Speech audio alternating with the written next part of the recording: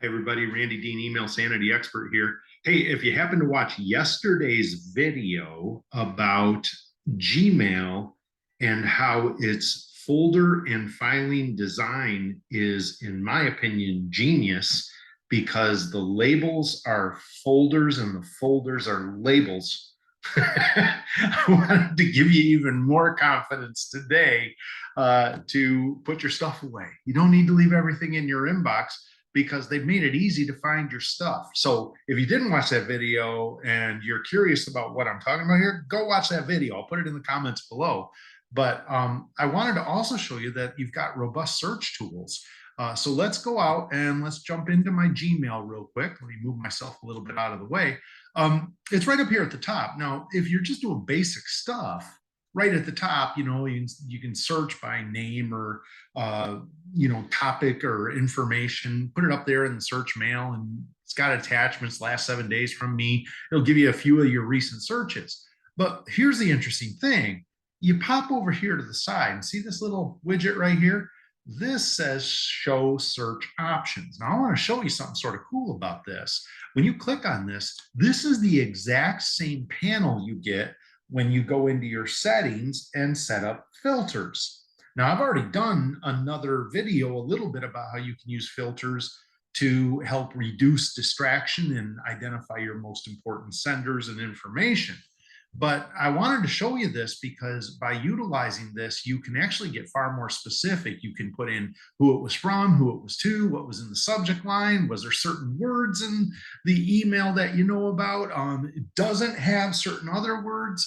What is the size? So that way, if you know it had a big attachment, you could make it greater than 1 or 2 meg, and that'll greatly limit what comes back. You can specify the search frame, so if it was in the last month, you could make it last month. So you're not searching all the way back over, a year or more. And you can even set up whether you search all mail or just the inbox or specific folders, maybe even starred items. It really gives you some nice capabilities here to do some of this stuff. But now let me show you something that's interesting about this right here.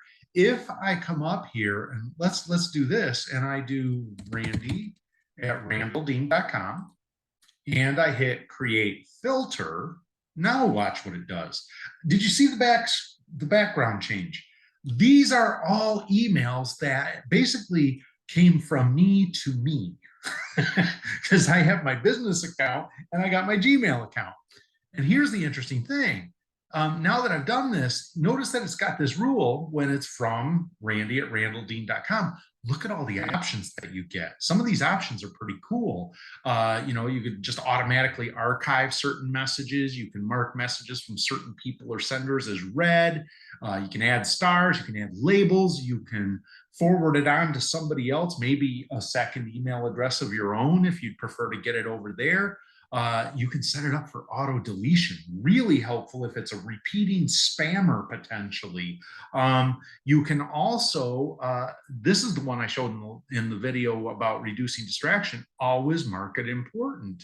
The beauty of that is then you can go into your settings, general settings, and go down and turn on important mail only under your notifications. So basically you can tell Gmail who your most important senders are, as well as what messages would qualify as most important. And then Gmail is only going to bug you when it's one of those messages. So that way you're not getting distracted constantly by everything. And notice this last one, also apply filter to matching messages. What that means is that not only is it going to do it from this point forward, it'll probably go in and do everything that just came up with your search using the filters. Now, let me explain this. I mean, this is robust. Play with it, use it, because that means you can put your stuff away. You don't need to leave everything in the inbox. If you watched yesterday's video, you can either put it in directly into a single folder, or you can label it with everything it's related to, then archive it. And either way, it's out of your inbox, so you won't have to look at it again later. And that's really sort of the goal, is to keep from looking at stuff more times than you need to. But now let me show you what I mean here. I'm going to close this, and I'm going to go now into settings. And I'm going to jump past quick settings to all settings. Because when you do this, I wanted to show you something very interesting. If you come in here and go to filters and blocked addresses, notice blocked addresses. See, you could block addresses of people that are driving you crazy. And I click on this. And then I move myself out of the way a little bit. And I can show you that you've got yourself the ability to basically set things up and make things happen by coming here to create a new filter. And if I hit, oh wait, that looks very familiar. Yeah, take a look at that. It's the exact same panel that I just showed you a minute or two ago.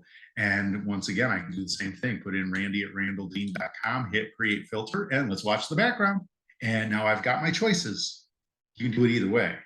You can either go into your settings and get to your filters, or you could just do a search and create a filter.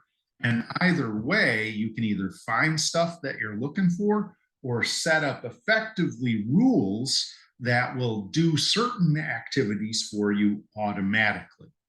And like I said, the key point here, I mean, you can sort of get the best of both worlds out of this by putting in some sort of rules about what messages would be most important, which senders, what kind of subject lines, what content, as well as which messages maybe should be automatically put into spam or deleted. And that means your most important ones can pop and your least important ones might be getting automatically deleted or removed, which is going to help you with your email insanity. Good. All right, let's finish this thing up. Once again, I am Randy Dean, and let me get this into full screen mode. I'd like to thank you for your time today. I hope this gives you some ideas on how to make this whole thing work better. This is going to be, this video right here, I'm going to include in a new mini guide ebook, I got it right this time, that I'm going to be potentially allowing my YouTube followers to maybe get a copy of it for free. More on that coming soon. If you'd like to get on the list for that, as well as learn more about me, go down to the bottom and see where it says send me an email, randy@randalldean.com, and put YouTube PDF in the subject line. I will start to add you to the distribution list for when this guide is fully put together and ready. And you can always learn more about me out on my channel. If you find these videos useful, please like, please subscribe. All of this helps me with continuing to grow the channel. And I thank you. Good luck with your searches and your filters.